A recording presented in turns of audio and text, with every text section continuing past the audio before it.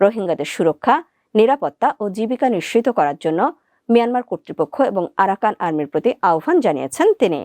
আর কোনো রোহিঙ্গা যাতে বাংলাদেশে না আসে তা মিয়ানমারকে নিশ্চিত করতে হবে। একই সঙ্গে যত দ্রুত সম্ভব মিয়ানমারের অভ্যন্তরে বাস্তুচ্যুত রোহিঙ্গাদের নিজেদের বাড়িতে ফিরতে দিতে হবে।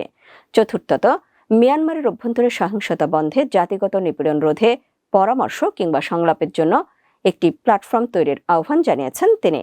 পঞ্চমত, আন্তর্জাতিক সম্প্রদায়ের ভূমিকা, বিশেষ করে আসিয়ানকে রাখাইনে নিরাপদ পরিবেশ তৈরিতে সহায়ক ভূমিকা পালন করতে হবে। সবার সহযোগিতায় এই সংকটের সমাপ্তি টানতে পারে।